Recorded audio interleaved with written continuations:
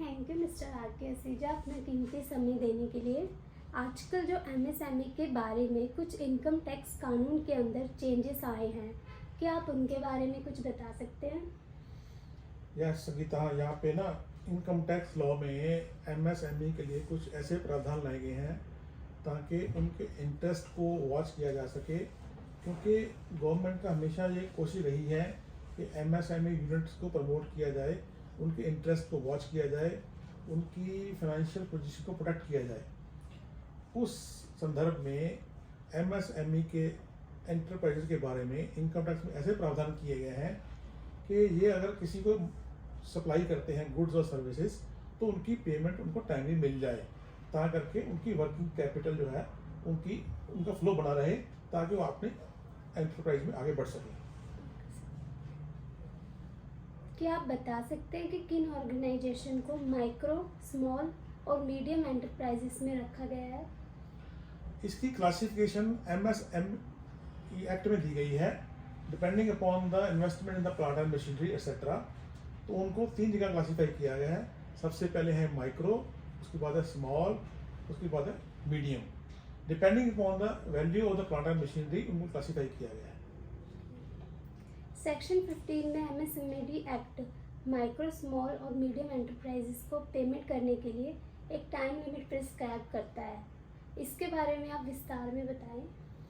देखिए, ऐसा है कि एमएसएमई द्वारा सप्लाई किए गुड्स और सर्विसेज के लिए प्रावधान किए गए हैं कि within 15 days of the date of acceptance तो आपको एमएसएमई यूनिट को पेमेंट करनी है। किसी केस में अगर आपका रिटन एग्रीमेंट है, उस केस में ये 15 दिन की लिमिट 45 डेज तक एक्सटेंड हो सकती है, उससे ज़्यादा एक्सटेंड नहीं हो सकती है।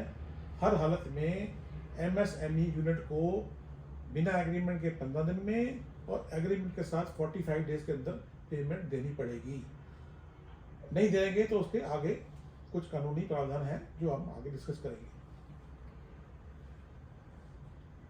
सर, एक सवाल यह उठता है कि जीएसटी कंपोनेंट के नए बदलाव में डिसअलाउंस को लेकर आप इस मैटर के बारे में क्लैरिटी से बताएं।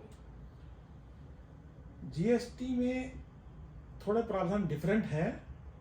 जीएसटी में क्या है कि आप एमएसएमई को छोड़ दीजिए, किसी भी सप्लायर से गुड्स और सर्विसेज लेते हैं तो आपको 180 दिन के अंदर नॉर्मली पेमेंट कर सकते हैं।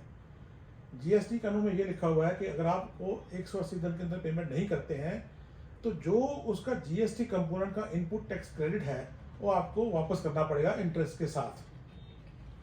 यहाँ पे एमएसएमई में ये डिफरेंस है कि एमएसएमई की यूनिट से जो माल सप्लाई होता है या गुड्स और सर्विसेज सप्लाई होती हैं उसकी पेमेंट, जैसे मैंने पहले बताया कि 15 दिन के अंदर, या रिटर्न एग्रीमेंट है तो 45 दिन के अंदर आपको पेमेंट करनी पड़ेगी।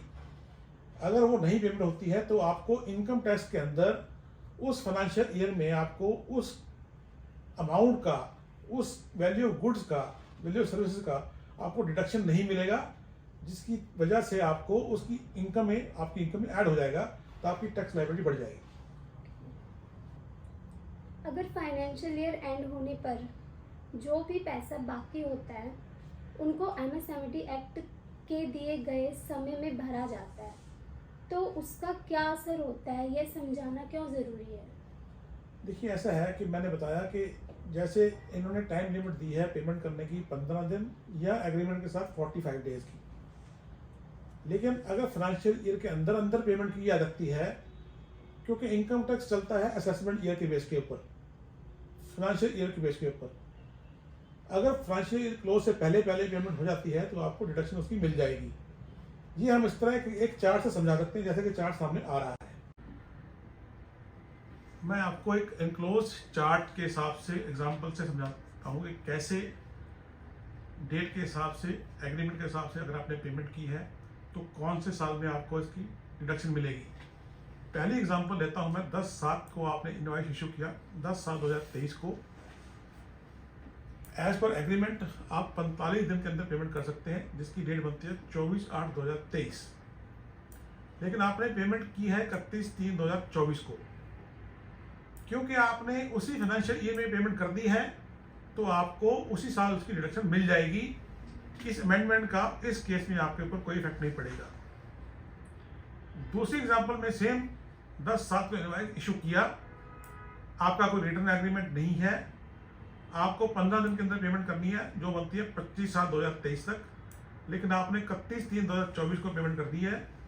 क्योंकि आपने सेम फाइनेंशियल ईयर में पेमेंट कर दी है, इसकी आपको सेम फाइनेंशियल ईयर में आपकी डिडक्शन मिल जाएगी और इसका अमेंडमेंट के ऊपर आपका कोई असर नहीं पड़ेगा।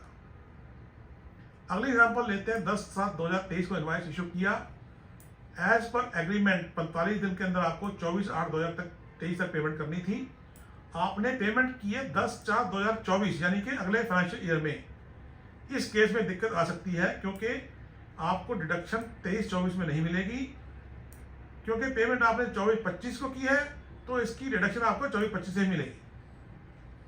इसी तरह 10/7 को आपने इनवॉइस इशू किया, बिना एग्रीमेंट के 15 दिन के अंदर आपकी डेट बनती है 25/7/2023, लेकिन आपने पेमेंट किया 10/4/2024, आपको डिडक्शन 23/24 में नहीं मिलेगी क्योंकि आपने अगले फाइनेंशियल ईयर में इसकी पेमेंट की है, लेकिन 24/25 में आपको इसकी डिडक्शन मिल जाएगी। कुछ केस में ऐसा हो सकता है कि पार्ट पेमेंट आपने ड्यू डेट से पहले कर दी और पार्ट पेमेंट ड्यू डेट के बाद की। फॉर एग्जांपल 10/7/2023 का इनवॉइस था, बिना एग्रीमेंट के हिसाब से 24/8/2023 तक 45 दिन की आपको पेमेंट करनी थी। आपने क्या किया कि 3 लाख तो आपने उसको 31/10/2023 को पे कर दिए, लेकिन बाकी 7 लाख आपने अगले साल में पे किया। तो जितनी पेमेंट आपने पहले पेमेंट कर दी है उतनी आपको डिडक्शन मिल जाएगी, जितनी पेमेंट आपने बाद में पे की है उतनी डिडक्शन आपको 23/24 में नहीं मिलेगी, ये आपकी टैक्स लायबिलिटी में जुड़ जाएगा। 7 लाख की डिडक्शन आपको 24/25 में मिल जाएगी। एक एग्जांपल मैं और लेता हूं आपको। 3/3/2024 को इनवॉइस इशू हुआ एमएसएमई के द्वारा, एज पर एग्रीमेंट 45 दिन के अंदर उसकी पेमेंट की बनती थी 17/4/2024, लेकिन आपने पेमेंट की है उसको 20/4/2024 को।